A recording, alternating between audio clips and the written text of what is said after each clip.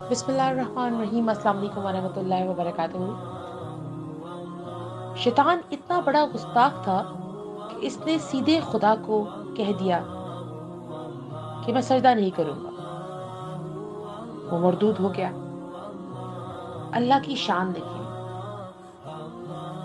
جل شانہ، کہ اختلاف رائے پہ بھی شیطان کو مارا نہیں بلکہ مہلت دی کہ اپنے نظریے پر لوگوں کو قائل کر سکے۔ لیکن یہ خدا کے ماننے والے پتہ نہیں کس مٹی سے بنے ہیں کہ سمجھ ہی نہیں پا رہے۔ اللہ تبارک و تعالی معاف کرنے والی اور معافی دینے والی، بخشش دینے والی ذات ہے۔ آپ سب جانتے ہیں اور ہم سب کا یہ ماننا ہے کہ اللہ تبارک و تعالی آخری سانس تک بھی کوئی معافی مانگے تو وہ معاف کر دیتا ہے۔ شیطان ہمارے کانوں میں پھونکتا بھی ہے، شیطان ہمیں گمراہ بھی کرتا ہے، شیطان ہمیں بتاتا بھی ہے، شیطان ہمیں الٹی راہ پہ گمراہ کر دیتا ہے۔ پر اللہ کی ذات تبھی مہربان ہوتی ہے جب ہمیں خوف خدا ہوتا ہے۔ تو اپنے خوف خدا کو مت کچلے، یقین جانے اللہ تبارک و تعالیٰ کا خوف ہمیں شاید نہیں یقیناً بلکہ اس دنیا میں اور آخرت میں سرخرو کر دے گا۔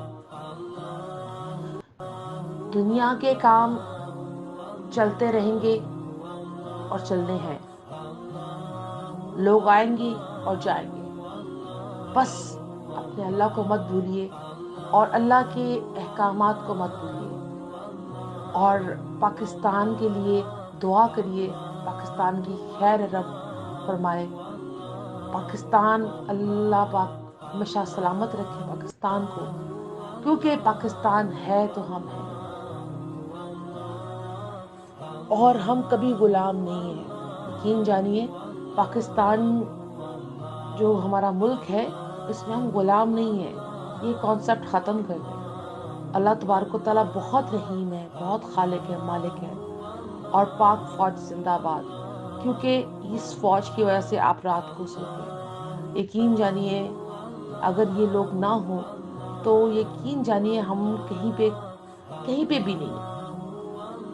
اللہ سلامت رکھے، اور جو شہداء اس دنیا سے چلے گئے، اللہ ان کی جو عظمت قربانیاں ہیں ان کو درجہ بدرجہ اوپر کرے، اور ان کے گھر والوں کو ہمیشہ پرسکون اور قائم و دائم رکھے، کیونکہ یاد رکھے گا کہ ہم سب کا فرض ہے مل کے پاکستان کو اچھا رکھنا، پاکستان کی بہتری کی دعا کرنا۔